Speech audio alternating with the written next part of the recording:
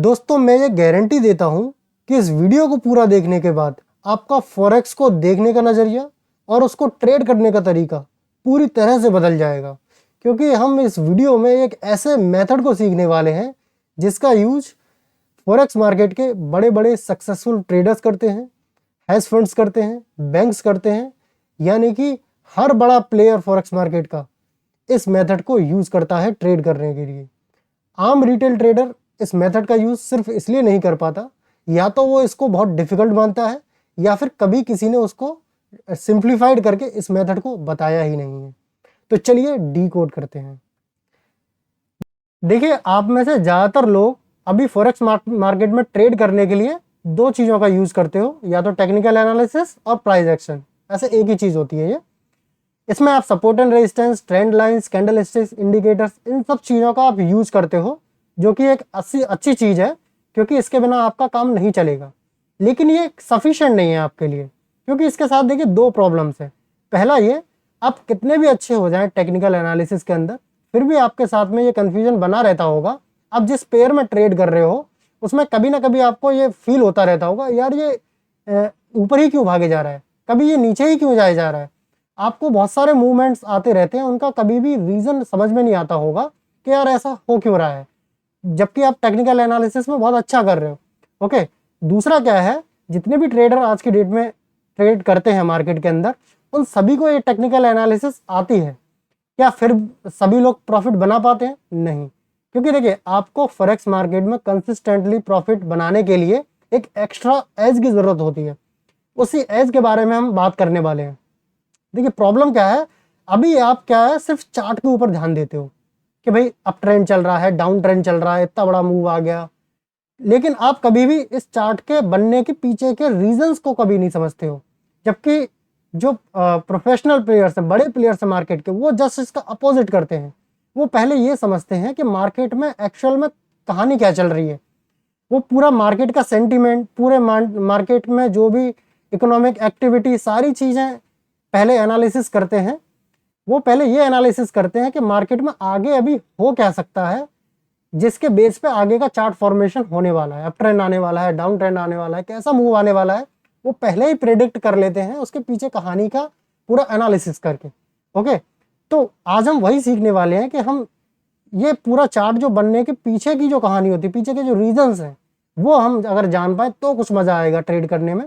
और फिर आपके पास एक ऐसा एज होगा जो सभी बड़े प्लेयर्स के पास होता है। तो ये चार्ट बनने के पीछे की पूरी रीजंस को जानने के लिए आपको समझना होगा फंडामेंटल एनालिसिस को, जो कि सारे बड़े प्लेयर्स यूज करते हैं। तो चलिए थोड़ा सा समझते हैं। देखिए, आप फंडामेंटल एनालिसिस को इस तरह से देख सकते हो कि जब कोई इन्वेस्टर को किसी कंपनी के स्टॉक में जब पैसा लगाना होता है, इन्वेस्ट करना होता है, तो पहले वो क्या देखता है, वो पहले कंपनी के बिजनेस को देखता है कि बिजनेस ग्रोइंग बिजनेस है कि नहीं, यहाँ से अच्छा बिजनेस है या नहीं। फिर वो कंपनी के फाइनेंशियल्स को देखता है, उस कंपनी की balance sheet, profit and loss statements, promoter holdings, ये सारी चीज़ें वो चेक करता है। तब वो जाके एक डिसीजन बनाता है कि हाँ भाई ये स्टॉक आगे जाके कैसा परफॉर्म करेगा, तब वो उसमें इन्वेस्ट करता है। सेम उसी तरीके से जब कोई इन्वेस्टर फॉरेक्स मार्केट में जब ट्रेड करते हैं, बड़े बड़े प्लेयर्स जब इन्वेस्ट करते हैं, ट्रेड करते हैं, तो वो उस करेंसी, देखिए करेंसी को आप मान के चलिए किसी देश का एक स्टॉक मान के चलिए, ठीक है। वो उस करेंसी की वैल्यू घटेगी, बढ़ेगी, कैसा परफॉर्म करेगी, वो उसके ऊपर डिपेंड करेगा कि उस देश की पूरी जो इकोनॉमिक एक्टिविटी है वो कैसी चल रही है, देश कैसा परफॉर्म कर रहा है इकोनॉमिक पॉइंट ऑफ व्यू से। तो इन्वेस्टर लोगों को जब किसी करेंसी में ट्रेड लेनी होती है, अपना इन्वेस्ट करना होता है, तो पहले वो देखते हैं उस कंट्री की इकोनॉमिक सिचुएशन को, उसके बाद ही वो किसी करेंसी में इन्वेस्ट करते हैं। उसी से डिसाइड होता है उस करेंसी की वैल्यू ऊपर जाएगी या नीचे जाएगी, राइट। तो सेम स्टॉक में जैसे इन्वेस्टमेंट किया जाता है, उसी तरीके से करेंसी में भी इन्वेस्ट किया जाता है, राइट। अब एक करेंसी को एनालिसिस करने के लिए कि वो करेंसी अच्छा परफॉर्म करेगी, बेकार परफॉर्म करेगी, ऊपर जाएगी, नीचे जाएगी, हमें दो तरीके की चीज़ें देखनी होती हैं फंडामेंटल एनालिसिस के अंदर, जो सभी बड़े प्लेयर्स चेक करते हैं। पहला, इकोनॉमिक डेटा उस कंट्री का, जिस कंट्री की करेंसी की हम बात कर रहे हैं। ये सारे इकोनॉमिक डेटा होते हैं, GDP data, employment data, retail sales का डेटा, इन्फ्लेशन का data, interest rate, central bank की meetings, trade balance, fiscal policy, ये सभी डेटा एक इन्वेस्टर चेक करेगा, बड़ा प्लेयर चेक करेगा। और प्लस जियो पॉलिटिकल सिचुएशन क्या चल रही है उस कंट्री की दूसरे कंट्रीज के साथ में। तो ये चीजें डिसाइड करती हैं कि कोई करेंसी कैसा परफॉर्म करेगी फ्यूचर के अंदर, राइट। तो देखिए ये तो हो गई थ्योरी वाली बात, ठीक है, ये सारी चीजें। अब मैं आपको 3 से 4 एग्जाम्पल प्रैक्टिकली चार्ट के ऊपर शो करने वाला हूं, जिससे आपको बिल्कुल क्रिस्टल क्लियर समझ आ जाएगा कि ये चीजें किस तरह से चार्ट फॉर्मेशन को करती हैं, चार्ट फॉर्मेशन किस तरीके से होता है इन चीजों की वजह से। ओके, तो हम प्रैक्टिकली इसको समझेंगे अब, इसलिए पूरा ध्यान अब आपका यहाँ पे होना चाहिए। देखिए पूरे फंडामेंटल्स के अंदर सबसे इंपॉर्टेंट जो डेटा होता है वो था इन्फ्लेशन और इंटरेस्ट रेट का डेटा, इसीलिए हम सबसे पहला एग्जांपल इसी का लेंगे। देखिए एग्जांपल शो करने से पहले आपको पहले एक छोटा सा कॉन्सेप्ट समझना होगा कि देखिए जब भी किसी भी कंट्री में इन्फ्लेशन बढ़ता है तो उस इन्फ्लेशन को कंट्रोल करने के लिए उस देश की सेंट्रल बैंक को इंटरेस्ट रेट बढ़ाने पड़ते हैं। और जब भी इंटरेस्ट रेट कोई कंट्री बढ़ाती है तो उस देश की करेंसी की वैल्यू बढ़ती है। तो ये रिलेशनशिप आपको याद रखना है इस एग्जांपल को देखने से पहले। अब देखिए इंटरेस्ट रेट क्या होता है, इन्फ्लेशन क्या होता है, इनसे रिलेटेड मैं अलग अलग इंडिविजुअल वीडियोस में ले आऊँगा आपके लिए, उसमें हम डिटेल में बात कर लेंगे। फिलहाल सिर्फ आपको ये रिलेशन याद रखना है कि जब भी इन्फ्लेशन बढ़ेगा तो इंटरेस्ट रेट बढ़ेगा, इंटरेस्ट रेट बढ़ेगा तो उस देश की करेंसी की वैल्यू स्ट्रांग होगी, ऊपर जाएगी, राइट। तो चलिए डेटा चेक करते हैं। सबसे पहले हम बात करेंगे यूएस डॉलर की, क्योंकि मैंने आपको पिछले वीडियो में बताया था कि पूरे फॉरेक्स मार्केट को अगर कोई एक करेंसी डोमिनेट करती है जिससे पूरा फॉरेक्स मार्केट ड्राइव होता है तो वो है यूएस डॉलर। तो यूएस डॉलर का हम एग्जांपल लेंगे यहाँ पे।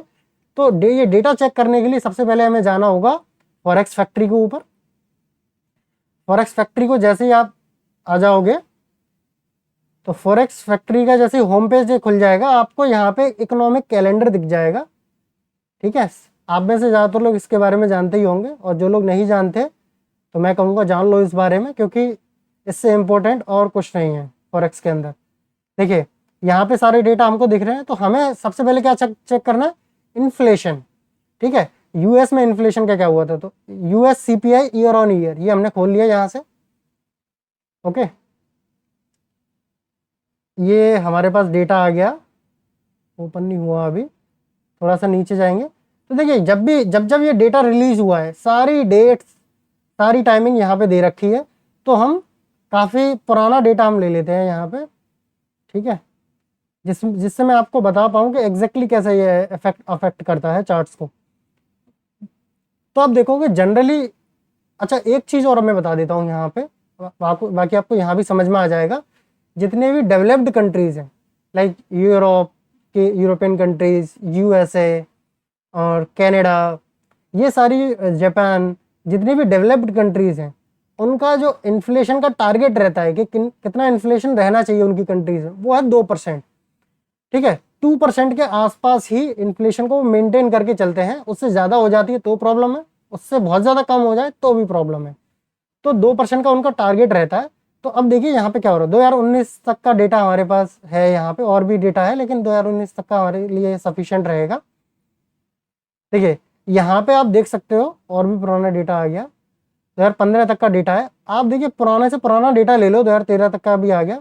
यहाँ पे इन्फ्लेशन चेक करो आप, ठीक है, 1.2, 1%, 1%, 1%, 1.7%, यानी कि आप देख रहे हो 2%, 1.5% के आसपास की इन्फ्लेशन लगातार यहाँ पे आपको दिख रही होगी। थोड़ा कम ज़्यादा होता रह रहा है यहाँ पे, लेकिन फिर भी आपको 2% से कम ही दिख रही होगी लगातार। यहाँ पे हल्का सा बढ़ा, फिर कंट्रोल में आ गया। तो ये बहुत, हमने 2013 से लेके इन्फ्लेशन डेटा निकाल दिया यूएस का। तो आप यहाँ पे देख रहे हो लगातार, कहीं भी चेक कर लो आप, 3% से ज़्यादा कहीं नहीं दिखेगा, 3% 2% के बीच में ही है, और कहीं कहीं पे 2% से कम है, क्योंकि उनको 2% के आसपास का टारगेट लेके चलना होता है, राइट। तो यहाँ पे देखो आप लगातार, यहाँ पे 2020 में कोविड आ गया, उससे पहले काफ़ी इन्फ्लेशन कम था वहाँ पे। अब यहाँ पे आप देखोगे कि जैसे ही कोविड खत्म हुआ, 2021 आ गया, 2021 में आप देखोगे यहाँ पे आके 2.6, 4.2, 5%, 5.4, 5.3, 6.2, 2021 में लगातार यूएस के अंदर इन्फ्लेशन बढ़ रहा था, ठीक है, और बढ़ते बढ़ते बढ़ते बढ़ते ये कहाँ तक गया, 9.1% तक गया। सोचो जिस देश का टारगेट सिर्फ 2% का हो, इंटरेस्ट रेट वहाँ पे 9.1% पहुंच जाए तो वहाँ पे क्या होगा। जो मैंने रिलेशन बताया था आपको, क्या होगा, इसको कंट्रोल करने के लिए इन्फ्लेशन को क्या किया होगा यूएस ने, वहाँ के फेड ने या फिर सेंट्रल बैंक ने क्या किया होगा, ऑब्वियसली वहाँ पे इंटरेस्ट रेट उनको बढ़ाने पड़े होंगे। और जब इंटरेस्ट रेट बढ़ेंगे तो यूएस डॉलर की वैल्यू क्या होगी, बढ़ेगी, क्योंकि इंटरेस्ट रेट बढ़ते हैं तो उस करेंसी की वैल्यू बढ़ती है, राइट। तो यहाँ पे आपने देख लिया। चलिए हम डेट और देख लेते हैं कि जब आप देखोगे, जब हाईएस्ट इन्फ्लेशन जो दिखा है, कौन से महीने में दिखा है, हमें अप्रैल से लेके जुलाई के महीने में। जुलाई में पीक हो गया था बिल्कुल, ठीक है, और 8% को क्रॉस जब किया था वो अप्रैल में किया था, और हाईएस्ट देख लेते हैं हम जुलाई 13 के अंदर, ठीक है। तो जुलाई जुलाई 2022 में पीक हो गया था। यहाँ पे इंटरेस्ट रेट का देखते हैं यूएस के अंदर इंटरेस्ट रेट में क्या चेंजेस हुए थे, फिर हम देखेंगे कि यूएस डॉलर के चार्ट में उस समय पे क्या हुआ था, राइट। फिर आपको कुछ मजा ना आ जाए तो बताना, ठीक है। तो दोबारा से इवेंट्स में सर्च कर लेंगे हम। तो यहाँ पे आप देखोगे इंटरेस्ट रेट का यहाँ पे डेटा आ रहा होगा, US federal fund rate, right. तो इसका भी डेटा देख लेते हैं कि जुलाई 2022 के अंदर पीक हो गया था इन्फ्लेशन का, 9.1 चली गई थी। अब यहाँ पे पुराने से पुराना डेटा इंटरेस्ट रेट का देख लेते हैं कि इंटरेस्ट रेट यूएस में कितने चलते थे और कहाँ पहुँच गए, राइट। इसका भी पुराने से पुराना डेटा हम चेक करेंगे। तो यहाँ पे देखो हमारे पास 2016 तक का डेटा आ गया, ठीक है। उससे पहले भी देख सकते हो आप, फिर भी इतना डेटा आपके लिए काफ़ी रहेगा, क्योंकि देखिए 0.25, 0.5, 0.75, 2%, 2.5%, यहाँ थोड़ा सा इंटरेस्ट रेट बढ़े थे, फिर से 0.25, यानी कि अब देखिए 2021 पे आप ध्यान देना, 2021 से मैंने आपको बताया था वहाँ पे इन्फ्लेशन बढ़ने लग गई थी, राइट। तो यहाँ पे 2021 में इंटरेस्ट रेट चल कितने रहे थे, 0.25, ठीक है, 0.25। अब यहाँ पे आप देखोगे 2022 आ गया, 2022 अप्रैल से लेकर जुलाई तक बहुत ज़्यादा इन्फ्लेशन पीक हो गई थी, मैंने आपको अभी दिखाया था।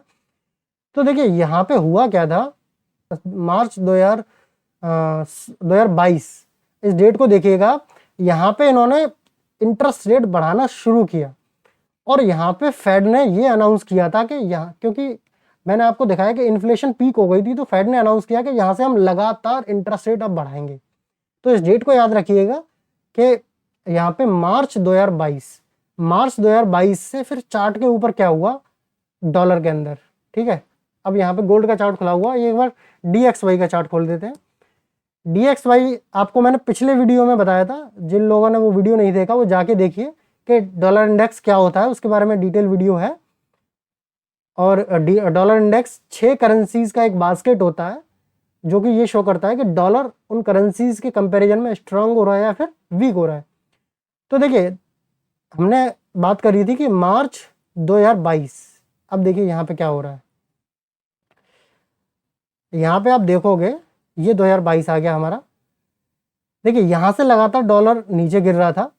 इस एरिया में आप देखिए 2022 आ गया, यहाँ पे जनवरी आ गया, फरवरी आ गया, फरवरी मार्च में आके इस पॉइंट पे आके यहाँ पे मार्च में आके फेड ने ये अनाउंस किया था कि यहाँ से लगातार वो इंटरेस्ट रेट बढ़ाने वाले हैं।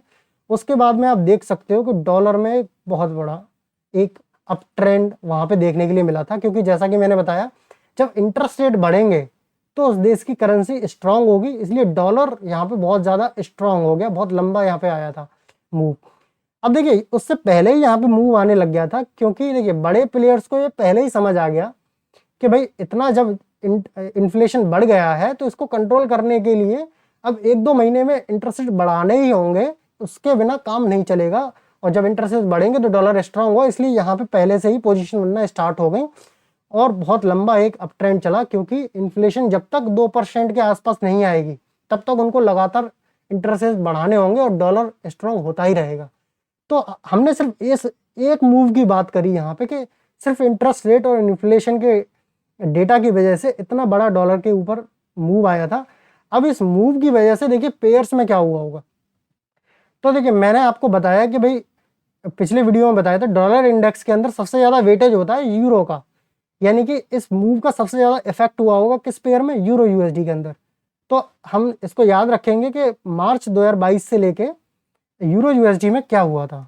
यूरो यूएसडी वीडियो देखिए थोड़ा सा लंबा होगा, लेकिन ऐसा नॉलेज आपको पूरे यूट्यूब पर कहीं मिलने वाला नहीं है, तो इसलिए थोड़ा सा इसको टाइम देके ध्यान से देखिएगा। ठीक है, 2022 आ गया हमारा। अब यहाँ पे मार्च ये आ गया हमारा, यहाँ से लेके फरवरी मार्च ये आ गया। तो जैसा कि मैंने बताया वहाँ पे डॉलर इंडेक्स के अंदर एक अप ट्रेंड आया था बड़ा, और यहाँ पे आप क्लियरली देख सकते हो यहाँ पे कितना बड़ा एक डाउन ट्रेंड आया था, और यहीं से पोजीशन बनना स्टार्ट हो गई थी। डाउन ट्रेंड ऑलरेडी स्टार्ट हो गया था इन्फ्लेशन के डेटा को देख के, राइट। तो यहाँ पे आप बताइए टेक्निकल एनालिसिस के ऊपर रिलाई करते हैं आप, तो इतना बड़ा ट्रेंड को आप प्रिडिक्ट कर सकते थे? नहीं कर सकते थे। तो ये फायदा होता है। अब ये तो देखिए 1 डे टाइम फ्रेम पे दिखा रहा हूं मैं, छोटे टाइम फ्रेम पे आप बताइए कितने महीनों तक अच्छी ट्रेड्स आप बना सकते थे, अच्छे प्रॉफिट्स आप बना सकते थे यहाँ पे। दूसरा मैं एग्जांपल लूंगा गोल्ड का। जैसा कि मैंने पिछले वीडियो में बताया था, गोल्ड का इनवर्स रिलेशनशिप काम करता है डॉलर के साथ में। डॉलर जब यहाँ से स्ट्रांग होना शुरू हुआ होगा तो उस समय गोल्ड को क्या होना चाहिए था? वीक होना चाहिए था। अब देखते हैं यहाँ पे गोल्ड में क्या उस समय हुआ था। गोल्ड में कैसे ट्रेड करते हैं आप? XAU USD गोल्ड का चार्ट देख लेते हैं। तो गोल्ड में आप देखोगे 2022 मार्च के आसपास, फरवरी मार्च के आसपास क्या हुआ है, ये मार्च आ गया हमारे पास। देखिए गोल्ड में आप क्लियरली देख सकते हो कि एक बड़ा हमें डाउन ट्रेंड देखने के लिए मिला था इसी पीरियड के दौरान। यहाँ पे देख सकते हो अप्रैल है, मार्च है, यहाँ पे पीक हो गया था इसका। ये हमें एक अच्छा डाउन ट्रेंड देखने के लिए मिला था, तो गोल्ड में भी हम बढ़िया ट्रेड बना सकते थे। तो सिर्फ इन 2 डेटा के बेस पे इतना बड़ा आया ट्रेंड। तो ये मैंने सिर्फ एक मूवमेंट आपको दिखाई। बाकी देखिए जितने भी मूवमेंट यहाँ पे देखिए गोल्ड अब लगातार भागे जा रहा है, ठीक है, उसके पीछे भी कारण है। तो जितने भी मूव्स आए हैं बड़े बड़े आते हैं, उनके पीछे फंडामेंटल रीजन होता है। पहले उसी चीज को एनालाइज किया जाता है, उसके बेस पे प्रिडिक्ट किया जाता है अब यहाँ पे किस तरीके के मूवमेंट्स आ सकते हैं। आई होप आपको क्लियरली ये समझ में आया होगा कि किस तरह से इन्फ्लेशन और इंटरेस्ट रेट कितना बड़ा बड़ा मूव यहाँ पे लेके आ सकते हैं। तो गोल्ड में देख लिया, यूरो यूएसडी के अंदर देख लिया, ठीक है। अब एक एग्जांपल और यहाँ पे मैं आपको देना चाहूंगा, जिससे आपको बिल्कुल ही क्लियर हो जाएगा कि इन्फ्लेशन और इंटरेस्ट रेट का कितना बड़ा इफेक्ट हो सकता है मार्केट के ऊपर। एक एग्जांपल और देखिए आप, JPY का एग्जांपल ले लेते हैं हम, ठीक है। फॉरेक्स इसमें दोबारा से जाएंगे हम, ओके, बैक कर लेते हैं, इवेंट्स में जाएंगे और यहाँ पे सर्च कर लेते हैं JPY, क्योंकि जापान की करेंसी आपको पता है जापानीज येन है, okay. Bank of Japan policy rate हम बाद में देखेंगे, पहले हमें इन्फ्लेशन देखना है कि इन्फ्लेशन में वहाँ पे क्या चल रहा है, राइट। तो देखिए Japan Tokyo CPI year on year, CPI का मतलब इन्फ्लेशन होता है, ओके। तो यहाँ पे इन्फ्लेशन डेटा में क्या हुआ है यहाँ देख लेते हैं एक बार। तो इसका भी पुराना डेटा एक बार खोल लेते हैं कि इसका इन्फ्लेशन क्या होता है। तो मैंने जैसे कि बताया आपको, डेवलप्ड कंट्री है ये भी, तो यहाँ का भी इन्फ्लेशन कितना रहना चाहिए? 2% के आसपास रहना चाहिए, ठीक है, इसका भी। लेकिन यहाँ पे चल क्या रहा है आप देखोगे, शॉक हो जाओगे आप इसका डेटा देख के। ये इसकी केस स्टडी उससे भी ज़्यादा इंटरेस्टिंग है, US डॉलर से ज़्यादा। आप देखोगे यहाँ पे लगातार 2009 से आप देखना शुरू करो, इन्फ्लेशन बढ़ना तो छोड़ो, माइनस में चल रही है यहाँ पे। यानी कि, और जब भी माइनस में इन्फ्लेशन चल रही हो उसको इन्फ्लेशन नहीं कहते, फिर उसे डिफ्लेशन कहते हैं। वो इन्फ्लेशन से भी बुरी स्थिति होती है, ठीक है।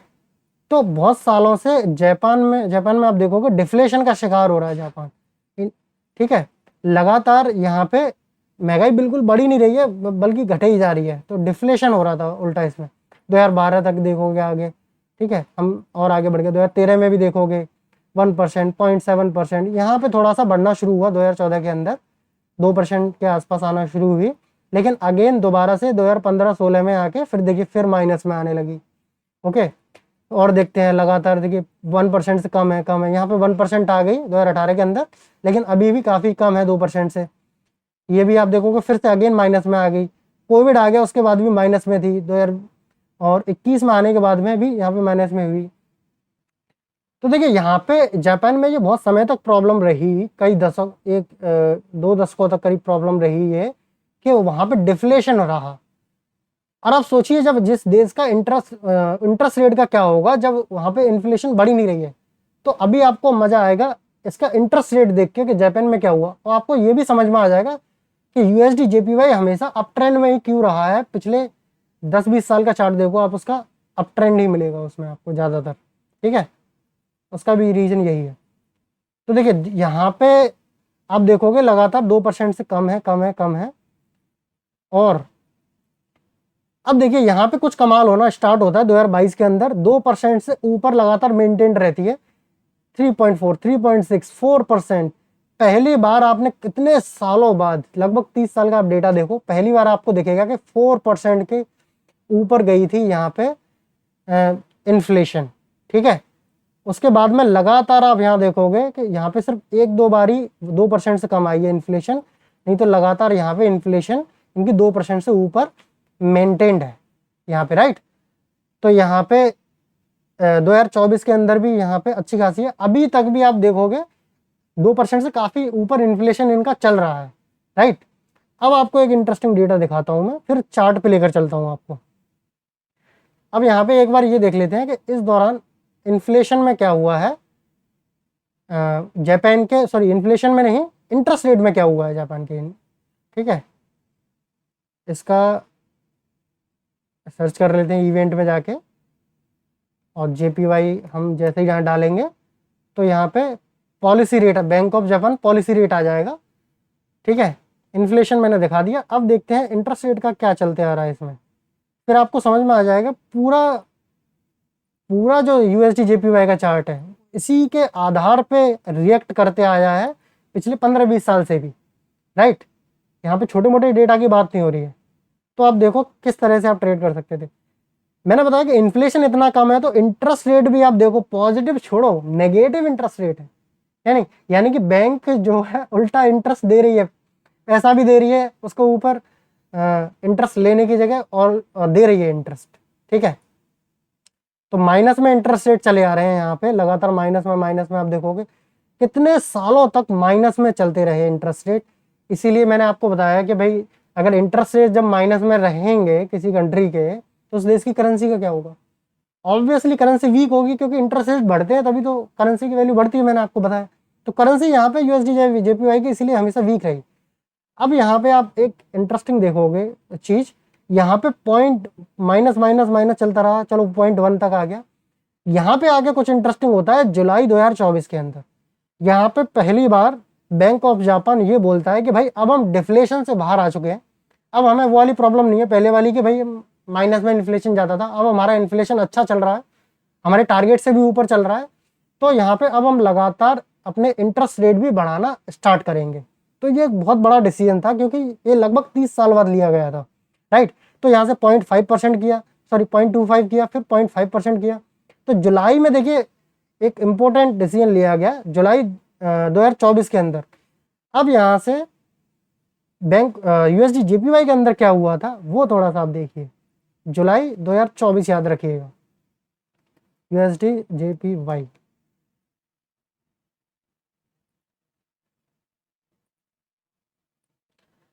अब यूएसडी जेपीवाई के अंदर आप ये देखो जुलाई 2024 कहाँ पे है, यहाँ पे हम 2024 के अंदर आ गए। जुलाई में देखिए ये पीक बना था, जुलाई में आप क्लियरली देख सकते हो यहाँ पे एक बहुत बड़ा एक डाउन ट्रेंड देखने के लिए मिला था, और ये वन डे चार्ट पे मैं दिखा रहा हूँ, ठीक है। छोटे टाइम फ्रेम पे आप इतनी अच्छी अच्छी ट्रेड बना सकते थे यहाँ पे। जब जिस भी बड़े प्लेयर को ये पता लगा होगा, जिसको समझ में आया होगा कि भाई ये इतना बड़ा डिसीजन है कि यहाँ से इंटरेस्ट बढ़ाना शुरू करेंगे, तो जो अभी तक वीक करेंसी चली आ रही थी ये अब ये यहाँ से स्ट्रांग होना शुरू होगी, और यहाँ पे बहुत बड़ा एक डाउन ट्रेंड यहाँ पे देखने के लिए मिला इस डिसीजन के बाद में, राइट। अब ये जो अप ट्रेंड है इसका भी अपना एक रीजन है, ये डाउन ट्रेंड चल रहा है अभी, इसका भी एक रीजन है, ठीक है। तो मैंने आपको सिर्फ एक मूव का एग्जांपल दिया है। ये जब आप इस पूरी कहानी को समझ जाएंगे, सारे डेटा को समझने लगेंगे, तो आप खुद से ये जज कर पाओगे इजीली कि भाई यहाँ से अब क्या होने वाला है, राइट। तो मैंने जैसा कि बताया कि भाई कितने सालों तक, 10-20 साल तक लगातार यहाँ पे डिफ्लेशन का शिकार रही जापान जो कंट्री है। तो इसलिए लगातार आप देखोगे जापान की करेंसी वीक होती गई, यूएसडी जेपीवाई ऊपर जाता गया। यूएसडी जेपीवाई का ऊपर जाने का मतलब आई होप आप शायद जानते होंगे कि यूएसडी जेपीवाई जब ऊपर जाता है इसका मतलब ये है कि जापानीज येन वीक हो रहा है, डॉलर स्ट्रांग हो रहा है। तो यहाँ पे इसीलिए ये लगातार इसमें अप ट्रेंड देखने के लिए मिला है, क्योंकि इंटरेस्ट रेट बहुत ज़्यादा माइनस में थे। अब यहाँ से उन्होंने बढ़ाना स्टार्ट किया तो अब यहाँ पे डाउन ट्रेंड स्टार्ट हो गया, ठीक है। और अभी यहाँ पे पहुँचने में मेरे को नहीं लगता कि जो है अभी कोई चांस है यहाँ पे जाने का दोबारा से, अभी 1-1.5 साल में, 2 सालों के अंदर, क्योंकि अभी भी इन्फ्लेशन उनका अच्छा चल रहा है, ऊपर चल रहा है, तो उनके पास अभी काफ़ी चांस है कि वो आगे भी इंटरेस्ट रेट बढ़ाएंगे, तो वहाँ से भी इसका डाउन ट्रेंड अभी कंटिन्यू रहेगा, राइट। तो आई होप आपको बिल्कुल क्रिस्टल क्लियर तरीके से समझ में आ जाएगा कि किस तरीके से सिर्फ ये 2 डेटा कितना बड़ा बड़ा कितने सालों तक, कितने महीनों तक एक ट्रेंड को कंटिन्यू करा सकते हैं, और आप लगातार छोटे टाइम फ्रेम पे उसका बड़े बड़े प्रॉफिट्स आप बना सकते हो, राइट। पूरी कहानी आपको समझ में आ जाएगी पूरे चार्ट की, राइट। अब देखिए ये तो 2 एग्जांपल हो गए। देखिए अभी जो करंट सिचुएशन चल रही है उसके ऊपर भी मैंने वीडियो बना रखा है। टैरिफ वॉर जो चल रही है, टैरिफ वॉर का किस तरीके से इफेक्ट आ रहा है मार्केट के ऊपर, चार्ट किस तरीके से फॉर्मेशन कर रहे हैं, रिएक्ट कर रहे हैं, उसके ऊपर वीडियो है, वो आपके जाके देख लीजिएगा, ठीक है। अब आपको प्रैक्टिकली समझ में आ गया कि ये कैसे काम करता है। देखिए अब आपको ये जानना है कि भाई इंटरेस्ट रेट कैसे काम करता है, इन्फ्लेशन कैसे काम करता है, क्या होती है ये, बाकी के सारे डेटा जानने हैं। देखिए आपको सिंपली ये करना है कि जितने भी आपको ये डेटा दिख रहे हैं यहाँ पे, ठीक है, आप ये सारे डेटा यहाँ पे क्लियरली देख सकते हो, ठीक है। आप चाहो तो इसका स्क्रीनशॉट ले लेना, ओके। यहाँ पे इसको मिनिमाइज ही कर देता हूँ। तो स्क्रीनशॉट ले लेना, आपको स्क्रीनशॉट लेके कमेंट्स में डेटा का नाम लिखना है कि किस डेटा पे मैं सबसे डिटेल में वीडियो बनाऊं सबसे पहले। GDP data, employment data, retail sales, inflation, trade war, military war, geopolitics, आप क्या समझना चाहते हो सबसे पहले डिटेल में, मैं उसके ऊपर वीडियो लेके आऊँगा डिटेल में, और सारे डेटा पॉइंट्स को मैं 1 बाय 1 डिटेल में डिस्कस आपके साथ करूँगा, ओके। आई होप आपको इस वीडियो से काफ़ी वैल्यू मिली होगी, मज़ा आया होगा आपको। इसी तरह से हम सारे फंडामेंटल एनालिसिस के कॉन्सेप्ट को डिकोड करते रहेंगे। तब तक के लिए देखते रहिए डिकोडिंग फॉरेक्स हिंदी।